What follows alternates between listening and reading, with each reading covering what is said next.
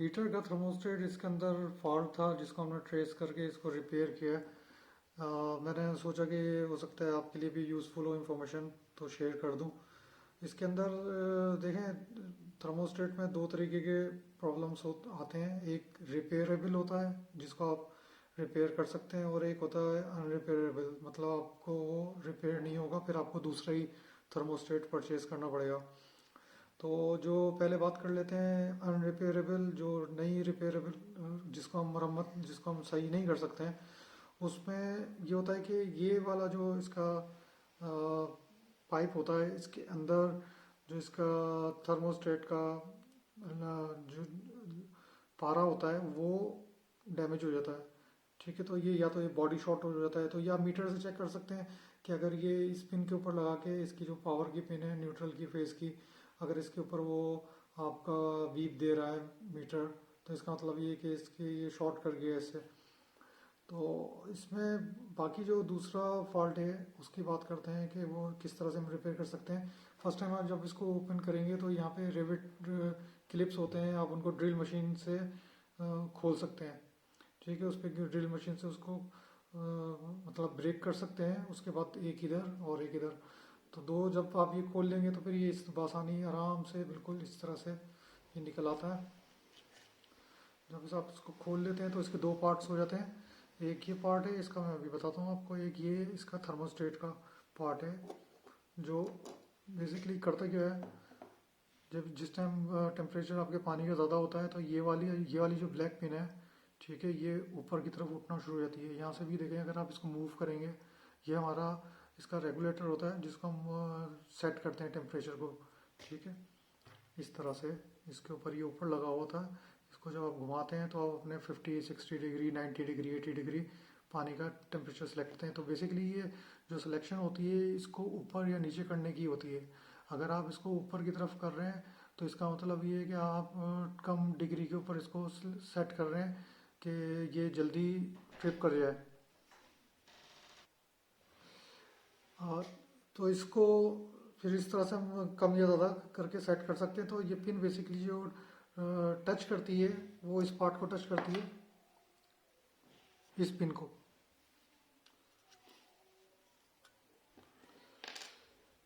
ये बेसिकली इस पिन को ये दबाती है, पुश करती है अगर टेम्परेचर बढ़ जाता है, क्योंकि ये वाली जो नोब है वो आगे की तरफ दबना शुरू हो जाती है।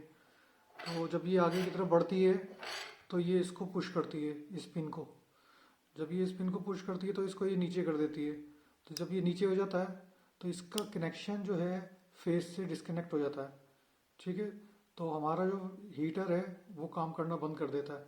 तो जैसे ही क्या कहते हैं टेम्परेचर हमारा कम होता है, जो हमने सेलेक्ट किया होता है टेम्परेचर उससे कम होना शुरू होता है, तो क्या होता है कि ये जो इसका जो ये जो पिन है ये वापस पीछे की तरफ होना शुरू हो जाती है, रिलीज कर देती है, यानी इसको ये रिलीज कर देती है, इसकी तरफ से पीछे हो जाती है इस पिन से। तो ये दबी हुई जो होती है, इसमें जंप है, स्प्रिंग है, तो ये वापस जाके इससे टच हो जाता है। जैसे ही इससे टच होता है तो ये इस वाले से टच हो जाता है फेस की लाइन से। तो ये जो फेस की लाइन है, ये आगे जो पिन जा रही है ये आपके हीटर की तरफ जा रही है। तो ये जब दोनों टच हो जाते हैं, इनमें कनेक्शन बन जाता है, तो क्या होता है हमारा हीटर गर्म करना शुरू कर देता है पानी को। तो ये सिंपल इसकी मैकेनिज़्म है, सिंपल सा। तो इसके अंदर कोई रॉकेट साइंस नहीं है। तो होता क्या है कि नॉर्मली जो थर्मोस्टेट ख़राब हो जाते हैं, वो ये जो पिन होती है, ये पिन जाके नीचे चिपक जाती है गर्म होकर, क्योंकि इसके अंदर बार बार ऊपर नीचे होने से स्पार्क होता है। और इस स्पार्क की वजह से ये हिस्सा जो होता है इसका गर्म हो जाता है। तो ये आमतौर पे क्या होता है कि ये जाके नीचे इससे, इसकी बेस से, प्लास्टिक की जो बेस है इससे जाके चिपक जाती है और ये वापस ऊपर नहीं आती। तो इस आपका जो हीटर होता है वो काम करना बंद कर देता है और फिर आपका गीज़र पानी गर्म नहीं करता। तो इसके लिए करना क्या है अपने, सिंपल, कि यहाँ पे ये जो इसकी बेस आपको नज़र आ रही है, इसमें आप ये देख सकते हैं, मैंने इसके अंदर बिल्कुल एक बारीक सी वाशर होती है लोहे की। तो वो वाशर को मैंने हाफ काट के, बिल्कुल छोटे साइज़ की वाशर को हाफ काट के, मतलब इस तरह से मून की शक्ल के अंदर उसको काट के मैंने यहाँ पे लगा दिया है इसके ऊपर।